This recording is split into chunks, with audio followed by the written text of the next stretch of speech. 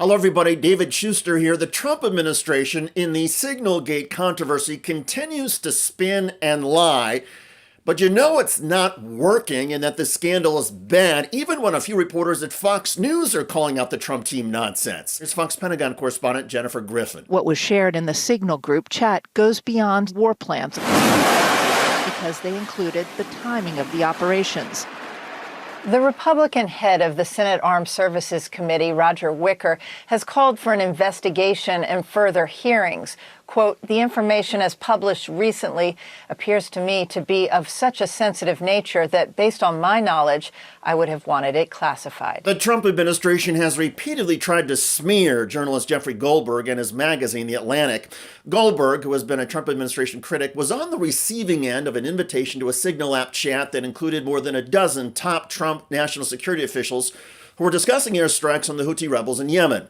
Those officials included Vice President J.D. Vance, Secretary of Defense Pete Hegseth, and National Security Advisor Mike Waltz. Those officials, rather than immediately admit error after Goldberg published a story, responded by attacking Goldberg. Hegseth, on top of claiming Goldberg was prone to lies, lied himself by claiming the information on the chat was not classified. Fox News chief political analyst Britt Hume says the Trump administration has made an embarrassing story even worse for itself. But this administration got itself bogged down in this debate about whether there was war plans in there or not, or whether there was classified information there or not. And then you had, Tulsi Gabbard on Capitol Hill forced to say that, well, this is the kind of information that was in that conversation that should be classified. And so that just kept the story going. And the Democrats, of course, are having a field day, and so are the media. And the other thing they did is they attacked the journalist.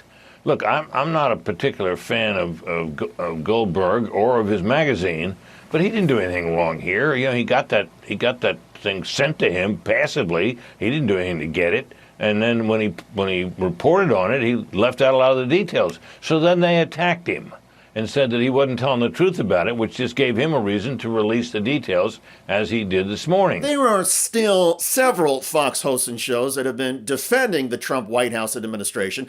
That includes the morning show Fox and Friends.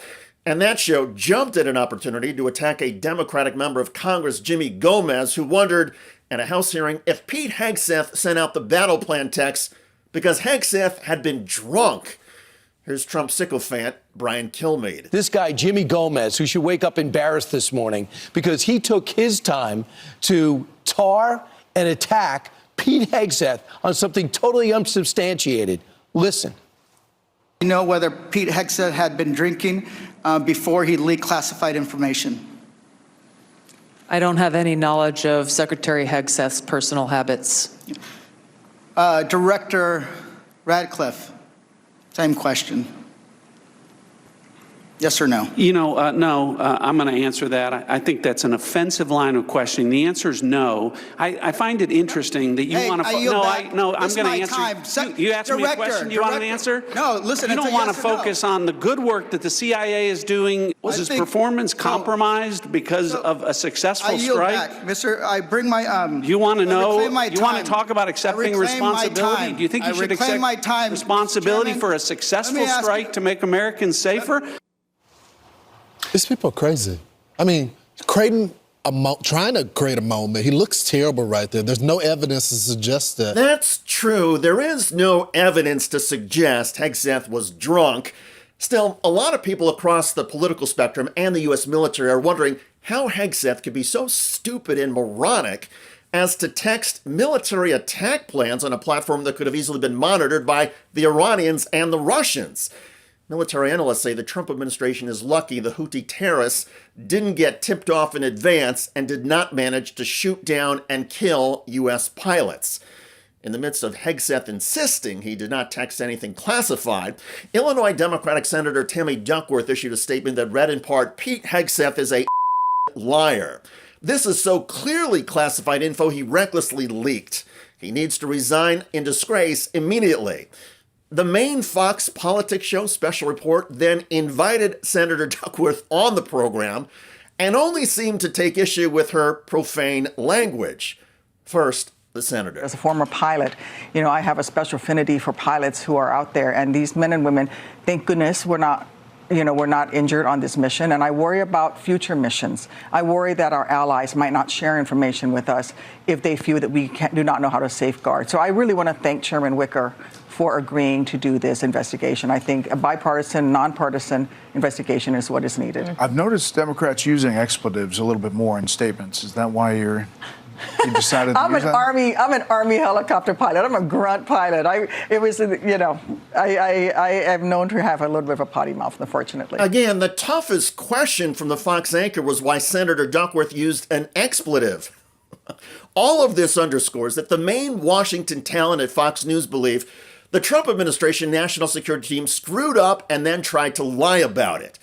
Some things are, of course, so obvious that even Fox News, which usually serves as an echo chamber for the Trump administration, cannot ignore reality. And the reality in this case is that the Trump national security team behaved like a bunch of inexperienced, cavalier frat boys instead of seasoned and responsible senior officials that America can rely on.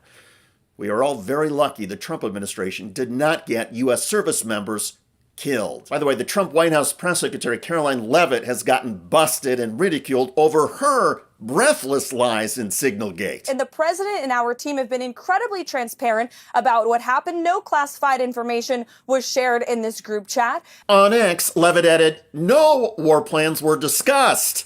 Jeffrey Goldberg of The Atlantic received the text. What are they arguing, that an attack is different than a war? They put operational details of a forthcoming attack on a terrorist organization into Signal, into a Signal chat that included phone numbers that they didn't recognize. Check out that video at the link below. I'm David Shuster. Thanks for joining us.